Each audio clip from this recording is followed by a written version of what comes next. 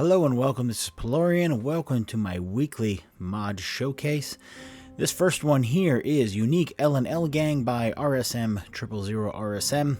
Basically, in the railroad quest to the mattresses, you are tasked to eliminate the leader of 7 gangs who as a collective are referred to as the L&L Gang. But apparently their faces are just randomly collected from different raiders, so this one gives each one of these 7 raiders unique faces. So it adds a little more uniqueness to make it feel like the world is not full of copies and doppelgangers and twins. So if you like it, check it out. He's got good stuff going on. Alright, next up here we have Spade Armor by Dominator V111. This one, he presents to you a new lore-friendly armor, that being the Spade Armor. A very simple, heavy armor. It works as a single outfit with a separate helmet. The stats are the Overboss Power Armor stats, but divided in half. As you can see here, that is the helmet, and then the outer piece, I'm going to show you in a minute here, is the armor piece. Just 2 pieces. This was requested by Spade01 for his love of Juggernaut armors and what sparked the inspiration to make this mod. It is a spin-off per se of the Return of the Classic mod series. So it's kind of like wearing power armor, but not really. And this is, the Spade Armor is in the Quincy Quarries in the trailer. And there's actually a raider that wears it called the Spade Raider. I actually go up and punch this guy here in the end. So just to give you a few seconds of, but yeah, it looks cool, looks nice. It's a very bulky, kind of nice looking armor. So if you like this kind of big, bulky Juggernaut type armor, it's pretty cool. I like it a lot. It definitely has a nice lore friendly feel to it, so go check it out. Alright, and this next one is Forced Evolution Super Mutant Addons by Rascal Art.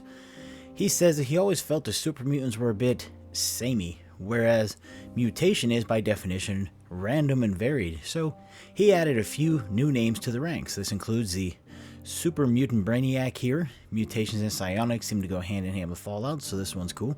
You have the Airborne Suiciders. They are a bit glitchy and buggy, so there's a mod to remove them if you would like to see them removed. So there is that. I think they're pretty cool though, so it just depends what you can deal with in the game. In the beginning, you had the FEV rats. Basically, they go with the Deathclaw animations. They can pick you up and smash you. You'll see in this. The big guy there with the blood all over him is your Super Mutant Butcher. It says someone's going to be making those meat bags, right? Smaller than a behemoth and not as tough, but still a heavy hitter. And trust me, I fought the guy in a test. He's a heavy hitter. It's like a small behemoth. Oh my gosh, I like that guy. And then you have the Super Mutant Elites, who's wearing the big robot armor. They're not always shambling idiots, hitting things with sticks. They attack you with plasma. And then you have, yeah, and that's it. So for some reason I thought there was another one. But yeah, I like this mod from, in this video I didn't really fight them. I was just showing you some of the attacks they do, and then I kill them off with console. But I did fight the Butcher and a few others earlier, and yeah, they're fearsome. They add more variety, and from what I understand, it is compatible with the other Super Mutant Redux that adds in more and stuff like that, because it doesn't really change the vanilla ones. This guy might not be part of it. I thought he was, but apparently he's not. But yeah, it doesn't really change the vanilla. It adds to it, so it should be compatible with most of it. Go check out the posts and see what they're saying. Alright, go check it out. Alright, next up we have Look at Me, Atom Cat's Redux by Saisei. This one is a clothing overhaul for the Atom Cats. This one uses Nero's Vertibird flight suit gear set with 2 skins that have been adjusted to match each other.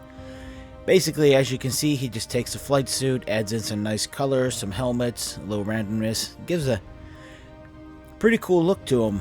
I definitely think it looks nice. It gives him, I don't know, I kind of like the feel of it. It looks good. And it says the headset does not spawn on looks like female NPCs because of the hair clipping, but yeah, I think it looks nice. It gives it a different look. You know, I like some of his stuff. Some of the Look at Me series is pretty nice. Some of it's not really my taste, but if you like it, go check it out. It's pretty cool. Alright, we have another Look at Me. This is Look at Me Triggermen Redux by Saisei, same as the other one. He put these out pretty much almost back to back. This one, as I kind of expected, overhauls the Triggermen faction. They are fitted with Maglass's retro fashion clothing. Triggermen soldiers have multiple suits and hats to choose from in black and gray. The bosses each have their own unique outfit. Black on Morawski, blue on Trish, brown on Eager, Ernie, and tuxedo on Skinny Malone. Malcolm Latimer is in his retired outfit, and Nelson Latimer looks more classy in a black vest suit. In addition to Triggermen, there's also two add-ons that use more of the clothing from retro fashion. The first is in the Good Neighbor add-on, and the other one is Nick Valentine. So you can see Nick Valentine there in a black suit. So yeah, they have add-ons if you want to cover the Good Neighbor people. So yeah, it's pretty cool. It's very thorough. I think it really fits the feel and aesthetic of the Triggermen really well, even better than Bethesda did. So if you like it, go get it. It looks good.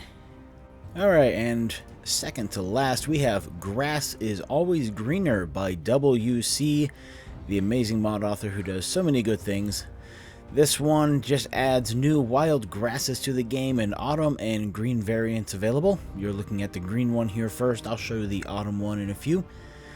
Basically, he made these grasses for the Seasons Change mod, but decided to break it out as a separate mod for those who may not want to use the full Seasons Changes mod. It works very well by itself. I think it looks really good. The textures on the grass look really nice with some good resolution, like good looking blades of grass. It doesn't fill in quite as full as like a lot of other grass mods do. I think it sticks more to like the vanilla placement, so it's nothing excessive, shouldn't be really hard on performance, but man, it looks good. I mean, it looks really nice, so I definitely suggest it if you like your autumn grass or a bit of green in there. Looks good. WC's always, everything I've seen of his is good, so it's looking good.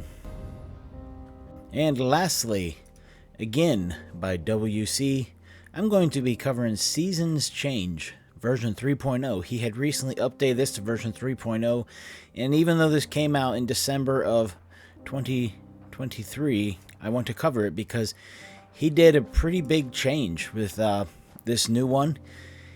He basically has an option between 2 and 4K textures. He added in the seasonal grass that I had just shown you before. He tweaked with the weather. He also messed with the leaves.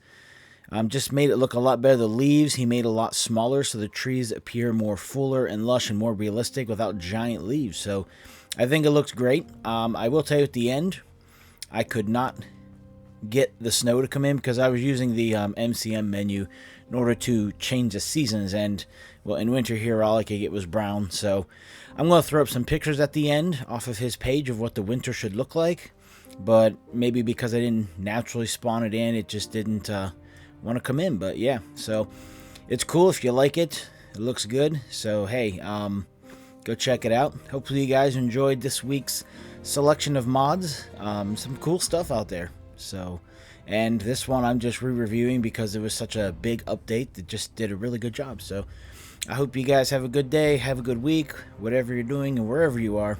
This is Plorian out. Till next time. Take care.